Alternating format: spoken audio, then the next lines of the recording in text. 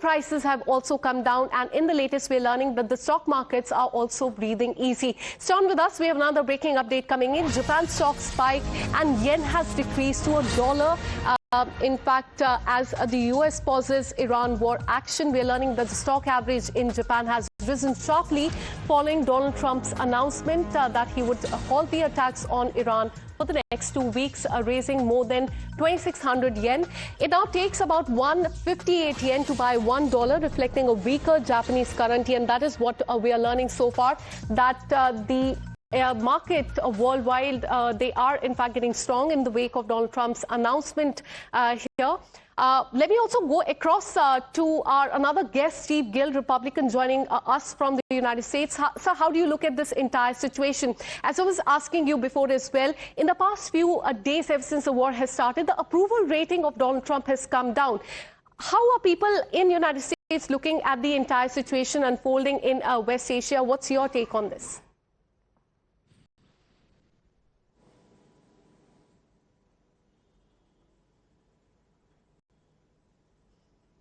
All right, we'll try and reconnect that line once again. Let me, in fact, go across to Major General Rajan Kochar as well. Sir, we are witnessing that the oil prices have come down. The markets are now breathing easy.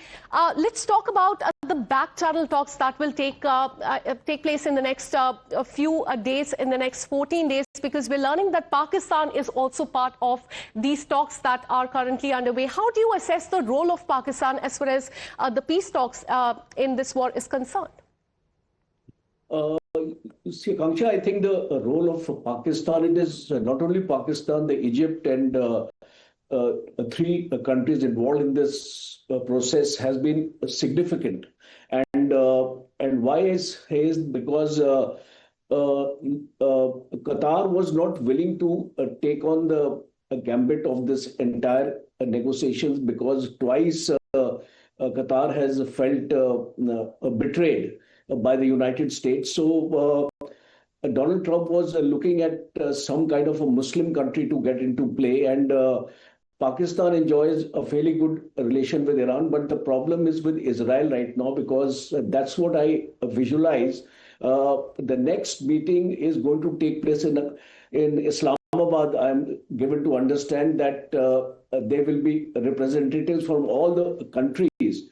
The problem of this 14 days is going to be very, very crucial, and I foresee the role of Israel to be the most important here, because the kind of demands what Iran has raised on this, I think may not be acceptable to Israel.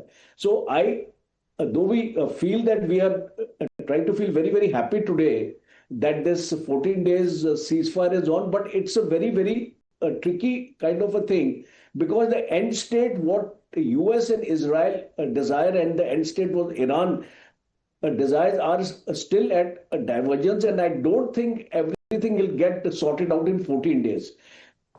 This is going to be a long, drawn-out negotiation, and if we have seen how Iran negotiates, Iran never negotiates in a hurry. It likes to carry on this negotiation for a longer time, and it would be to the advantage of Iran if this ceasefire gets extended, because a respite, Iran also needs a respite after continuous bombing on its territory and on all its energy resources. So in my judgment, I think this ceasefire is likely to get extended beyond 14 days.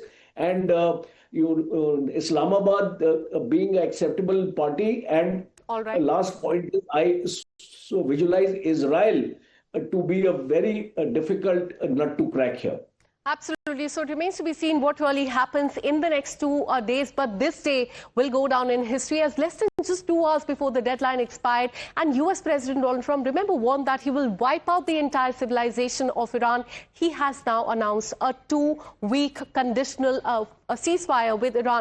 So that is the latest. So it remains to be seen what really happens in the coming days. With this, we're taking a very short break. More news and updates as far as the war is concerned on the other side.